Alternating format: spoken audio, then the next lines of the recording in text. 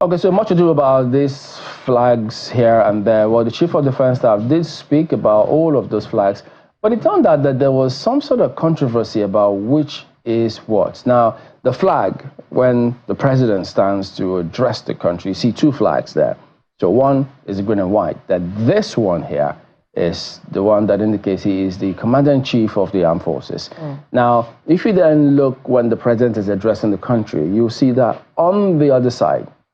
So chances are that if you don't look properly, look at that. So you see that green way below there.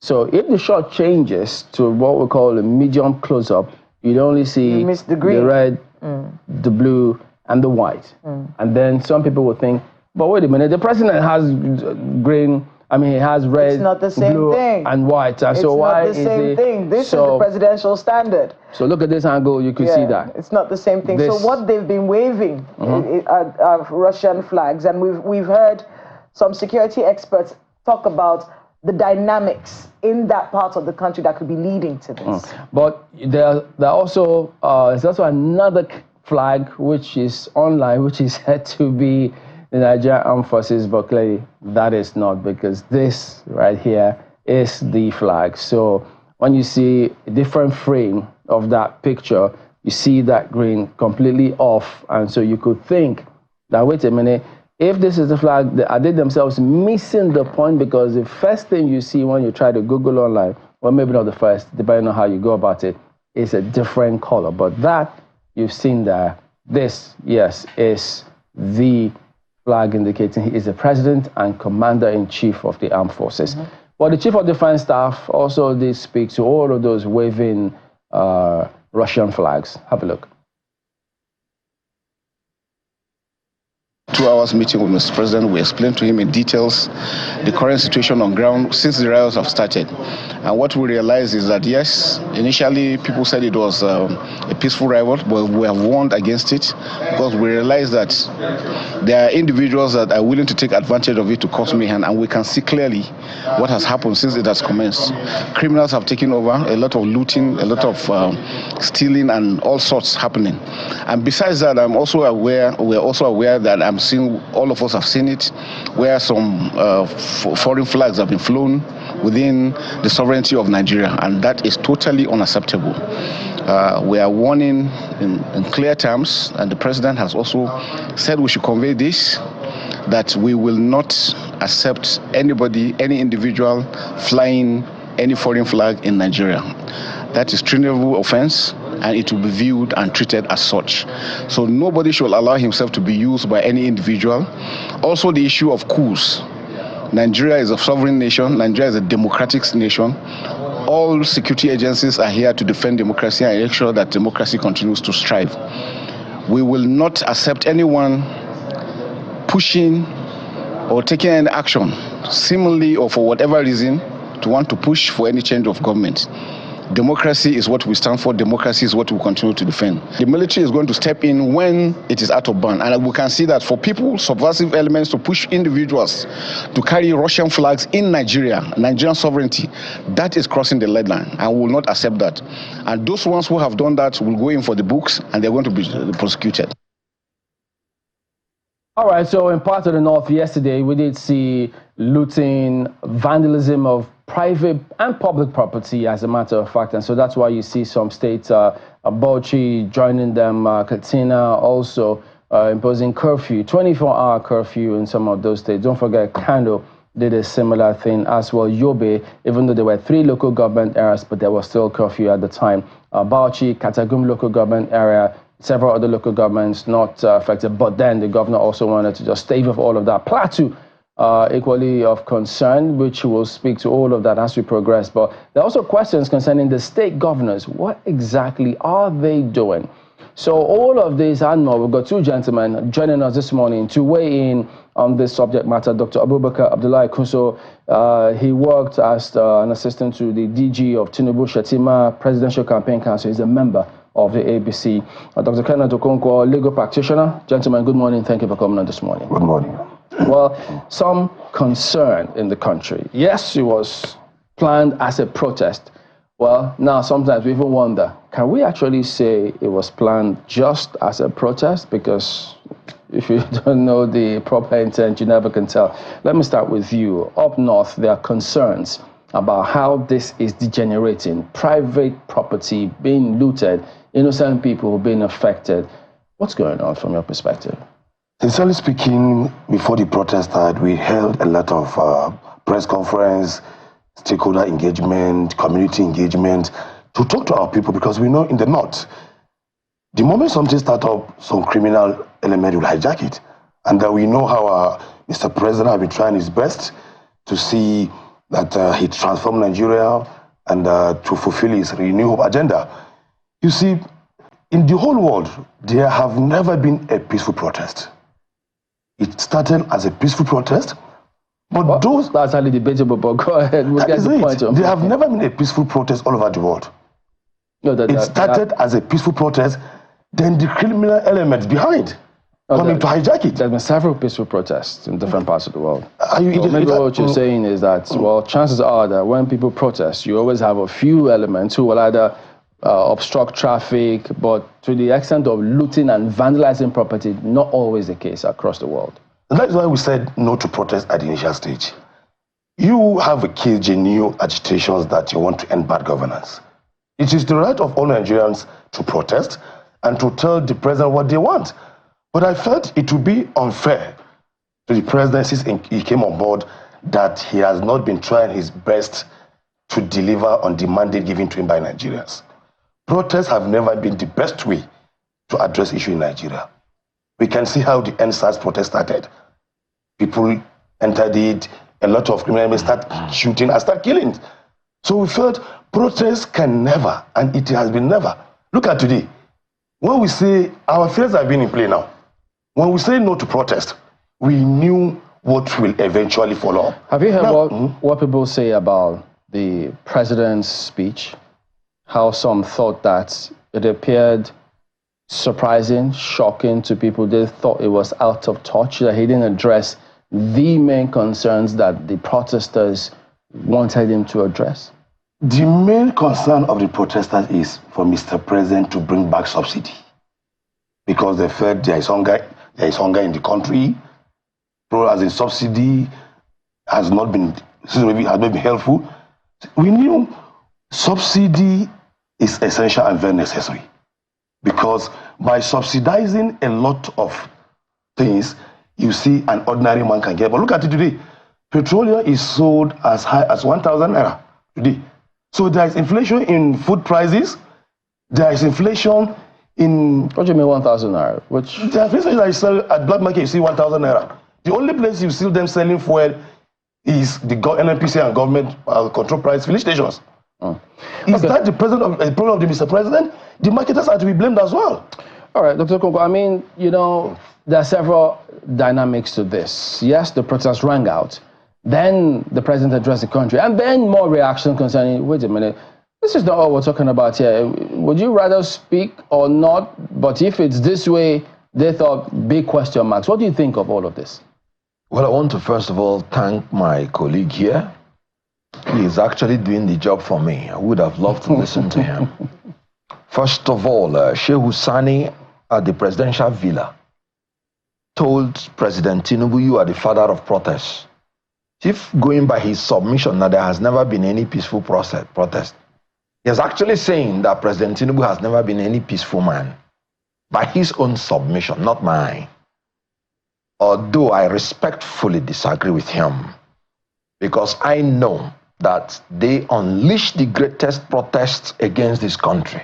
And in all conscience, I would not say that they were extremely violent. When they protested against Goodluck Jonathan because of a 20 naira increase in fuel, today they said purportedly that they have removed fuel subsidy that landed the price of fuel from 195 naira to, according to him again, 1,000 naira. In black market? No, even in real market. In Lagos, 1,200 naira. And the funny thing is that it's not even available. People have to spend hours in the filling station to pay 900 naira, and it's not even available. What a government. Now, the people are protesting for hunger and hardship, for deprivation, for degradation. And the president was compelled to speak. I wish they did not compel him.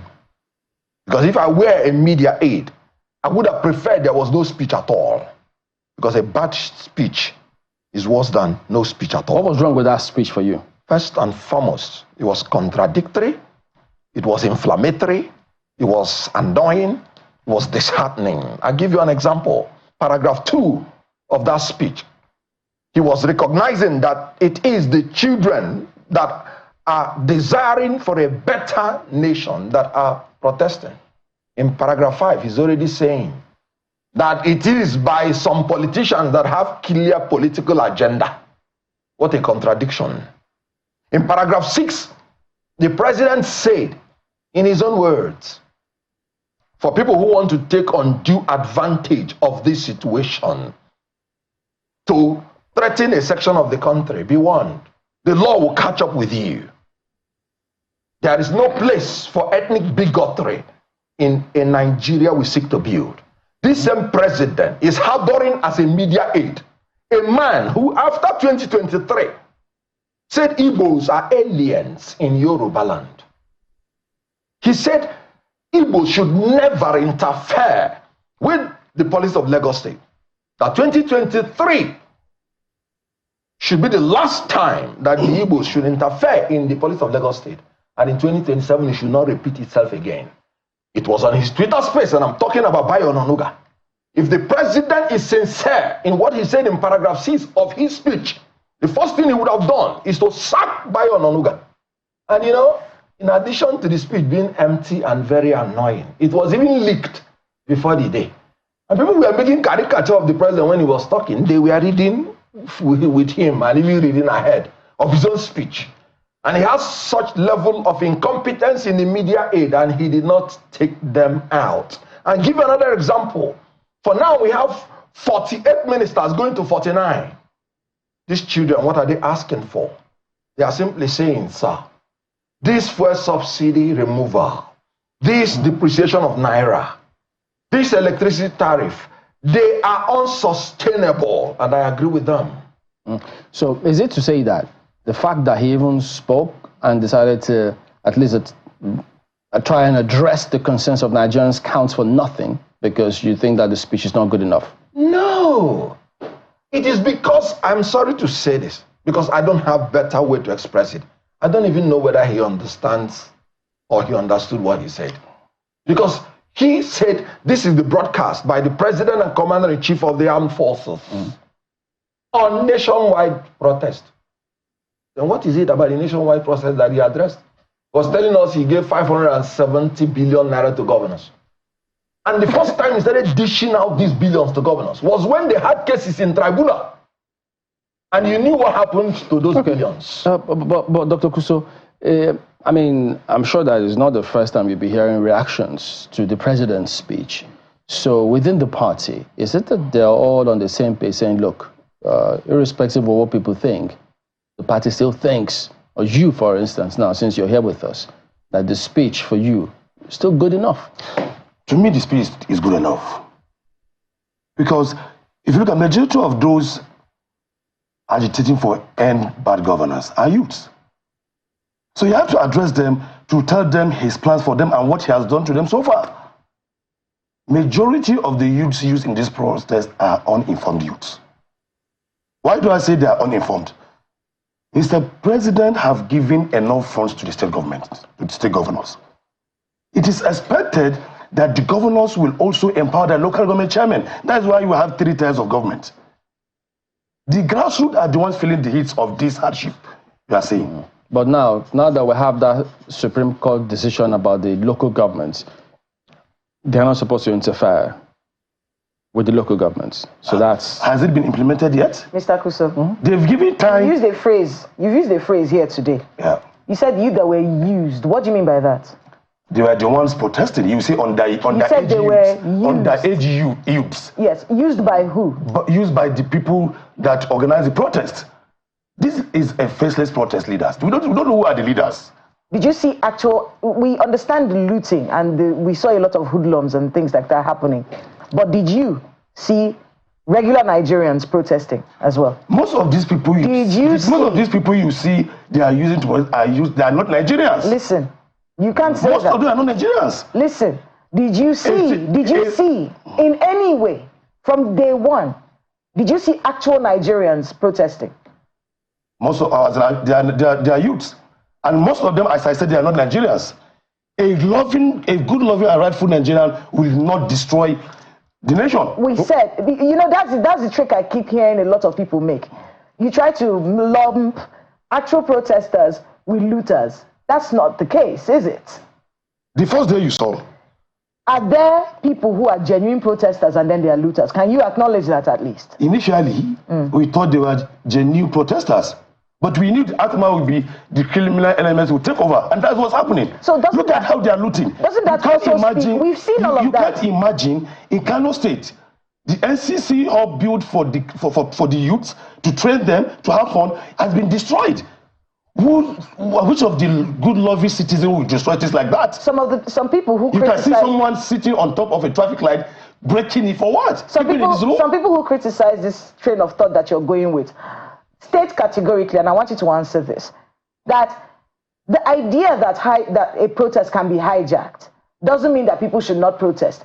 It sounds lazy on the part of government if they keep saying because looters can come and hijack a protest, people shouldn't come out to protest. Do you think that maybe some evolving has to happen in the way protests are managed in Nigeria so that people can exercise their right to protest and then the looters and hoodlums will not be allowed to hijack it? Do you think this is something government can do? It's going to happen. And that's why I'm saying when they have leaders, the leaders should come up. If you listen to Mr. President's speech, he says he's open to dialogue. So we feel the best way to get this done is through dialogue. The leaders will have seek for Mr. President's attention to sit down and tell him, okay, this is what we want. If you want cutting governance, okay, address bring out your agitations, sit down with Mr. President and address better and protest. Because we knew the aftermath of the protest. And that is what's happening today. Look at Kaduna yesterday. Protesters turning on holding Russian flags. What does that have to do with bad governance protest? You said they're not Nigerians. Who are they? They are boys from the neighboring countries. They are coming in. Look at it in Nigeria. People at the age of between 18 to 30 are the majority. You get? And we have a system, which I must say this clearly. Our immigration system is very flawed. Our own borders are very porous that anybody can come in. So the amount of people we have in the country is most of them are foreigners coming in from Niger, from Chad, just to have a livelihood. It is the duty of immigration to have the real numbers and data of those foreigners. So if you look at them, most of them are not Nigerians from their behaviors. I want you to be able to get Mr. Kenneth Okonkwo to speak on this because it does seem like there's a gap in understanding as to what has happened and what should have happened. One of the things that many people complained about with the president's speech was that he didn't talk about the cost of governance at all throughout the speech. If you had his ear, what would you have asked him? Because that cost of governance goes to some of the short-term demands of all Nigerians. If you had his ear, what would you have told him to say about the cost of governance in that speech? If I had his ear, I'll first of all tell Mr. President that he should recognize that the power of the people is superior to the people in power, and that he should show respect to Nigerians. I would have told him, what case do you think you will make for hunger and hardship when you have 48 ministers? Bogus, when you could have had only 37, according to the Constitution. I would tell Mr. President, why would you have to spend 21 billion naira on the house of your vice president? Mr. President, why give billions to your wife when she has even said in front of a church that we don't need it because we're already blessed with money? Mr. President, Why give 6 billion naira to National Assembly to build car park when you are giving loan to students? Why don't you give grants to the students? Mr. President, you have the greatest number of out-of-school children in the North. They are going to be a problem to you. I am really surprised that my colleague here is talking about a porous border for a president that has the largest bureaucracy, who could not even police our border. You see, his statement is as contradictory and as confusing as the speech of the president. Because I'm sitting here trying to make out the meaning of what he's saying, and at the end of the day, I will get thoroughly confused. So the issue here is, if I'm with the president, I would say cut down. When they removed fuel subsidy, the first day they did it, I came out and shouted, no. Be very careful in coming out of this subsidy. And the reason is because it will be unsustainable. There are certain things you ought to have done before contemplating removing subsidy. How can you be talking about palliative? Let me tell you the truth. Any subsidy you remove and you talk about palliative is a very wrong decision. Because subsidy in itself is a palliative that is actually treating the condition. Palliative of sharing money is relieving the symptoms without dealing with the condition. But palliative as subsidy, as low electricity tariff, they are treating the condition. So I would tell this, Mr. President, you ought not to remove this subsidy if you intend to share money to your ministers and to everybody. Restore this subsidy so that you will make sure that supply is there. Use all this money you're borrowing. Fix the refineries. They borrowed almost $18 billion in a year. Where will that kind of a thing sustain your economy? Depreciated naira by 300%. Let me tell you, they are saying 70,000 minimum wage. 70,000 minimum wage at the cost of 1,600 naira is $44. 30,000 minimum wage, which he met at the price of 500 naira to $1, is $60. Which one is more?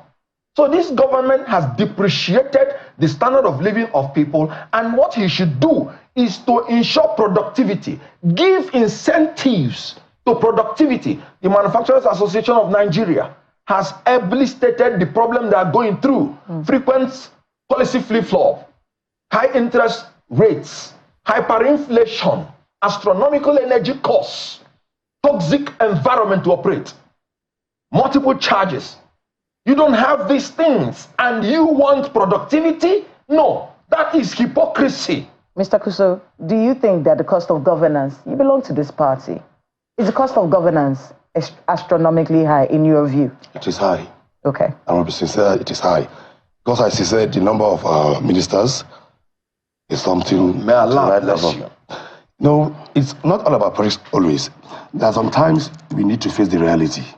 And my take on this is the president we know is trying his best to cut down the cost of governance.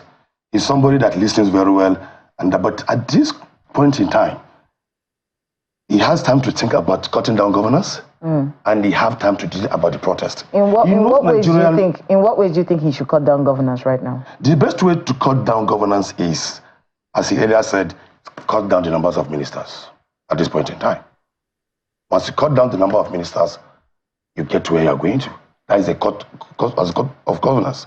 So also you can see, he said there shouldn't be any foreign trip for any government official for now. It's also the cutting down of cost of governance. So what I want from the people is, it's not easy to build a structure.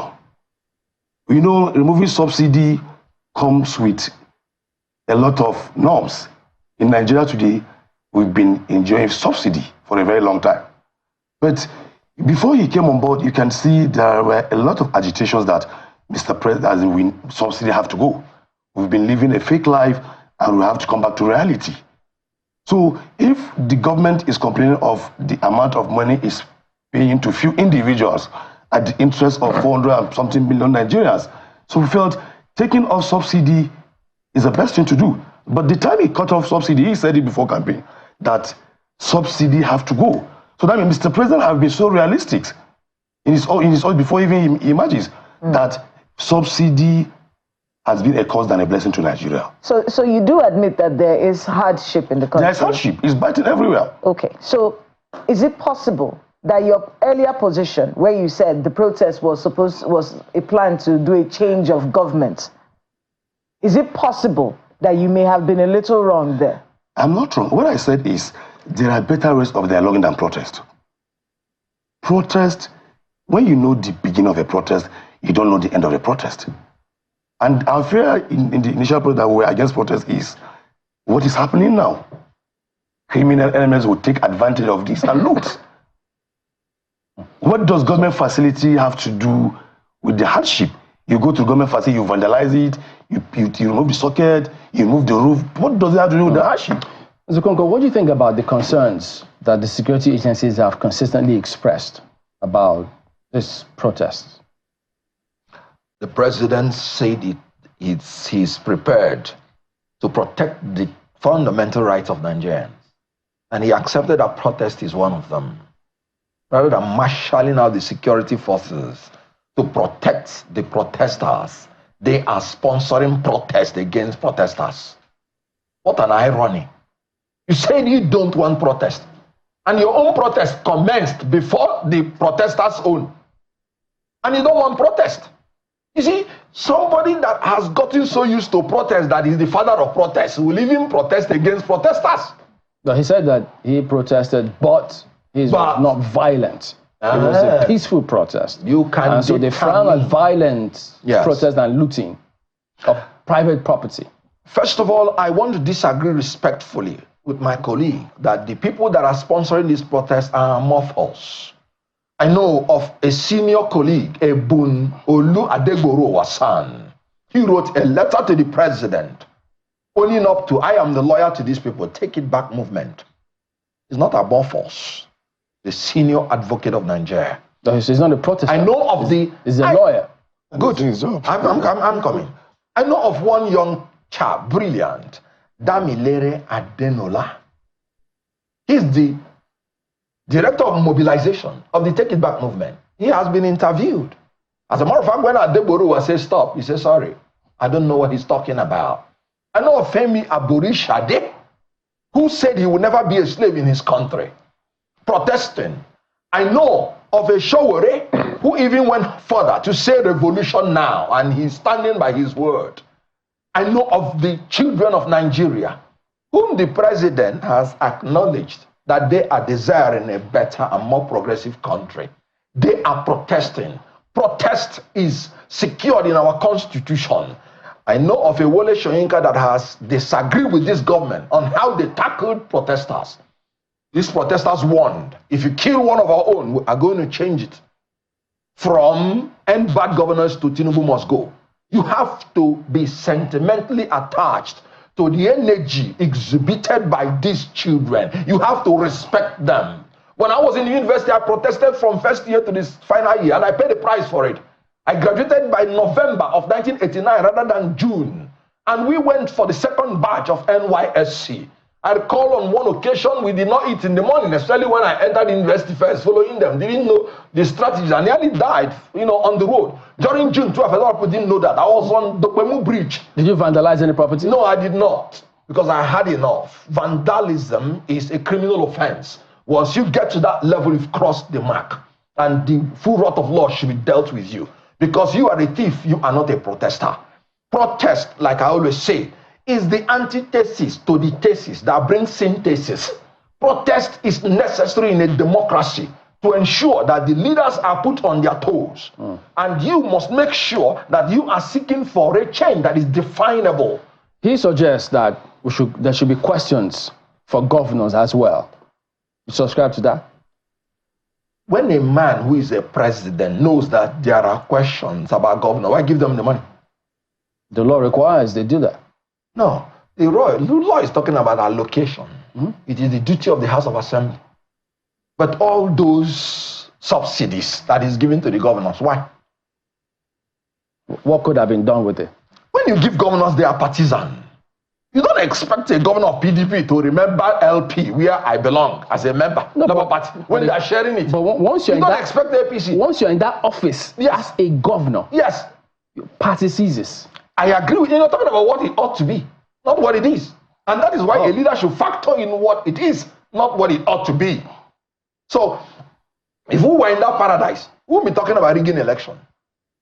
If we were in that paradise, we won't be where we are today, that a nation that is producing oil, the sixth largest producer of oil, is refining 100% of its oil outside Nigeria. Well, we've gone past that now. We are now where the question is, where is the money? No, the money has been blown, has been stolen. It is not me. It is Senator Nupe that said this government is government of kakistocrats and kleptocrats, meaning government by the worst set of us and compulsive thieves.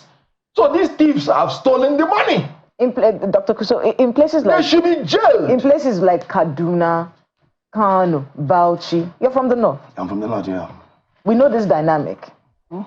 When you saw those hoodlums and looters, what came to your mind as someone who is from the north, who's a member of this ruling party?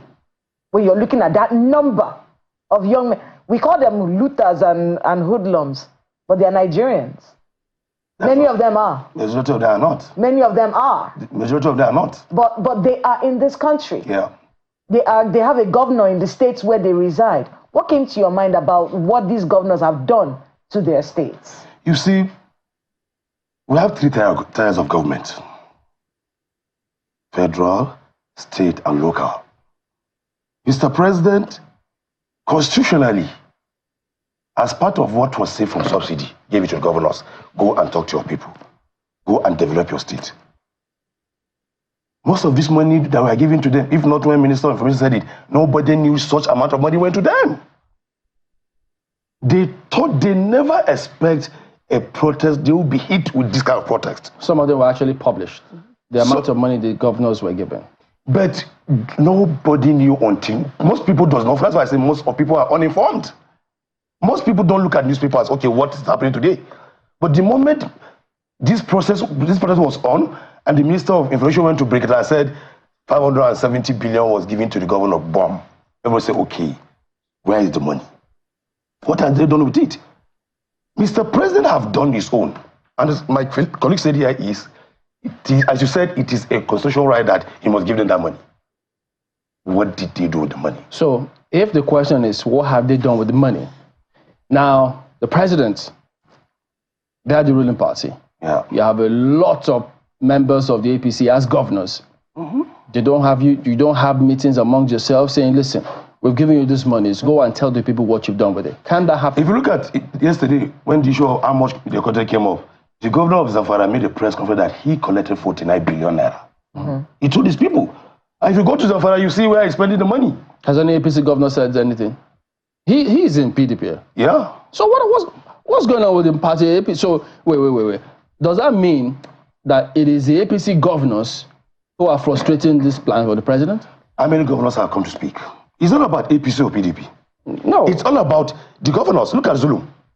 Anything that comes Zulu will say, okay, we're giving 20 truck of rice to share, and I've shared, everyone have seen it.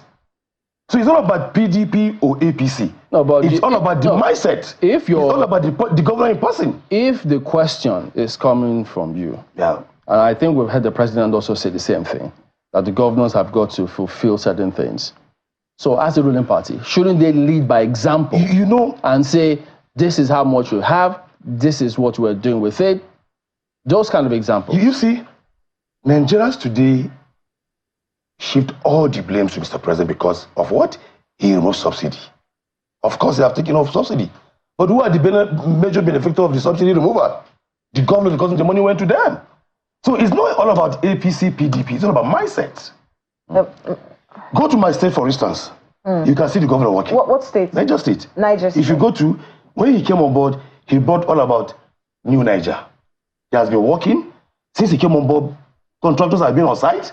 So you've seen that for yourself. I want to give you a perspective. We're seeing a lot of, in places where we say the governor is working, they've built flyovers, bridges, roads. Human capital development is where the issue is for many people who are looking at the situation of this country, especially in northern Nigeria. What kind of human capital development have your governors in the north done, let's say in the past 1 year?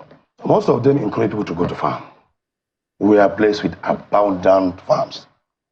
Go to farm. We can feed the nation. Go to KB State and go to the estate in the morning. You see small boys going to the farming. It's because they are getting the support from the government. But there are some youths that want to make quick money. All they after is, let's share the money, bring the money, let's share it. So in the north, we are blessed with abundant lands to venture into agriculture. 5 states from the north can feed the nation. But are the youths willing to go to the farm? Or they also want to occupy political offices? And that is what they do to them. A governor will appoint 500 SAs, 600 SSAs, paying them a huge amount of salaries. Then the youth will start thinking, okay, me, I'm contented. If you start talking to the governor, you're not doing the right thing, they'll say, why are you blasting my principle? So I believe at this point in time, we need to go back to drawing board. Let's keep party differences. Let's come with ideas. Mr. President said he's open to dialogue. Can your party actually say, let's keep party differences? We know what Sojibola Tinubu is. Mr. Gogo, what do you think about way forward and what to do? You know, the president made that speech and he did not say anything about security. It is not fertilizer or lack of it that is preventing food from coming out from the north. It is security. Because we have been feeding ourselves without fertilizer. We have more than 923,000 square kilometers of arable land. He did not tell you that in Niger State, in some local governments, people pay taxes now and levies to terrorists. Maybe he did not say that. If it is fertilizer, I'm disagreeing with him. Good. In the other 25 local governments, we have only 2 local governments that were under the control of bandits before this government administration came up. And when the governor came up, the governor tried his best. Go to Niger today. People have gone back to their homes. The issue of insecurity is improved. Yes, I will forgive him for interrupting. But what I'm saying is that 5 states in northern Nigeria can feed Africa. Ukraine is fighting a superpower nation, yet it has surplus to share grains to African countries, including Nigeria.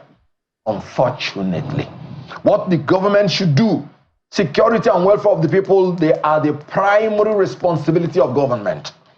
Saying that it is foreigners that are protesting is actually indicting yourself. Why don't you go and pick the foreigners and deport them? What evidence does he have? You have immigration people that take salaries every day, and you're saying it's foreigners. And let me address the issue of the purported flag of the Russian nation. Section 36, subsection 12 of the Constitution. Nothing is a crime except it is on a written law. I'm surprised that people are saying that people carrying flag of another nation, that it is treasonable felony. Oh, come on. Let them learn protest. Those days when we were in school, if you bomb any African country, we were carrying the African country's flag in solidarity. Now that you have Israel and Gaza fighting, you see some countries, when they are pro-Israel, they carry the flag. When they are pro, they carry the flag. It is when you're carrying the flag of a nation you want to tear apart, the flag of that part that you want to create, which is not in existence, which will lead to the dismemberment of a nation. That's when you begin to talk about this double felon. That some young people who do not even understand what they are carrying, they are going around. We not go agree, we not go agree. Young people who may not even have gone to school, you're saying treasonable felons. No, just because you want to push it. Some of them I am not encouraging it. I'm saying that should not be a reason to shoot these innocent children. Yeah, but it wasn't just mere carrying of those flags. Yes. There were chants and what they were calling for. Yes. Which the CDS also addressed, saying, look, you can't call for coup. You can invite other countries to come and do something here. Just so we can get that, because we had a security expert who came and explained that you see in the coups that have happened in the countries around the north, for many people, they believe that those coups were sponsored by Russia, and that is where the call is coming from. So in his mind, it is treasonable to be asking for an unconstitutional change of governance to mirror what they perceive happened in countries around the north. Good. Now, these are 2 different things. When you're calling for a coup, it's a different thing that you're carrying a flag of another nation. So when you're calling for a coup, that actually you've crossed the red line. Because so maybe the combined action of hoisting that flag, and then in the same breath also asking that we want a coup. Now, you would have to separate them. Can you? Very well. Like I said, you can carry a flag in solidarity, but when you combine it, you have crossed a But there's no solidarity. What's going on in Russia? Are we involved I am in telling you anything? that those people carrying that flag does not even know what it means. Why I actually But you know, ignorance of the law is not an excuse. What I'm saying is that you should not shoot those innocent children. Of course, I mean, because they are carrying that flag. I don't think they were shot because of that. When people start, preparing such ground, it's treasonable felony. It is to give a room and an excuse in case they are shot. That is just the truth.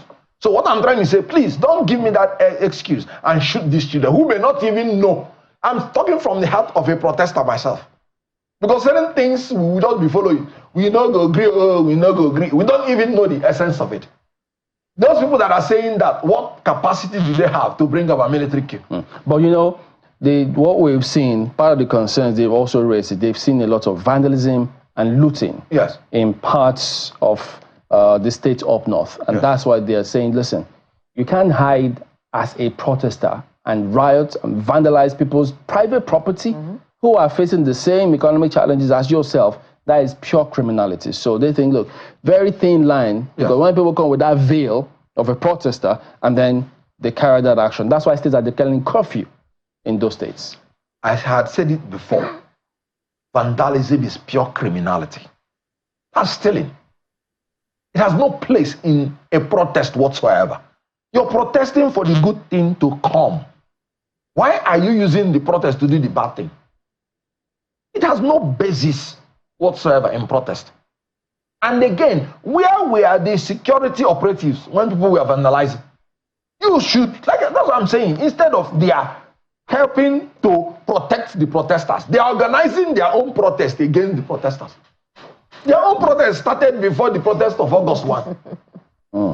Okay, let's wind down now. You see, as my brother said here, he said vandalism is something else. And what leads to that vandalism?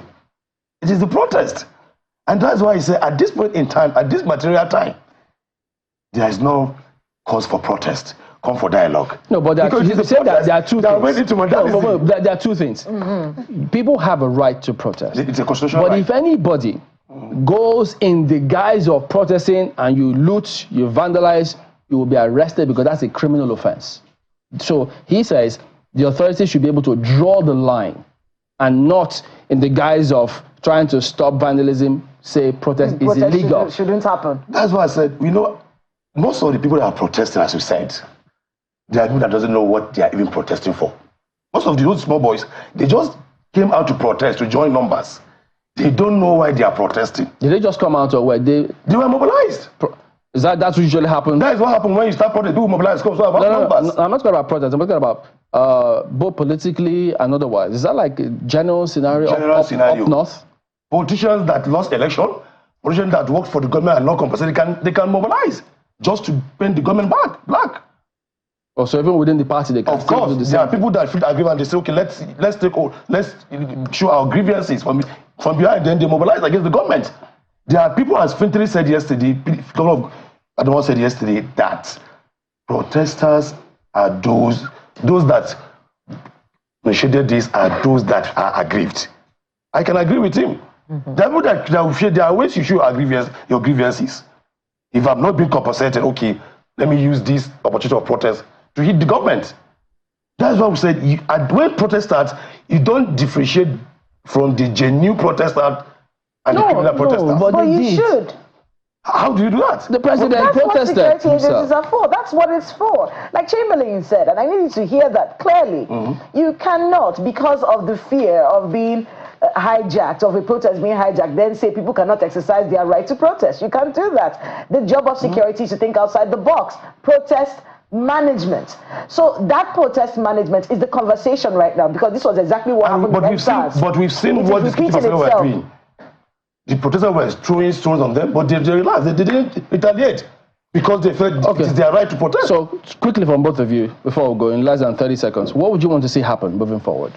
I just want to advise restraining using the word to warn. When protests happened in Kenya, Ruto thought he was the big guy.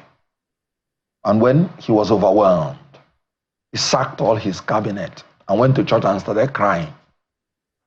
When protests happened in Bangladesh, the Iron Lady, who was there for 20 years, neglected them and disrespected them.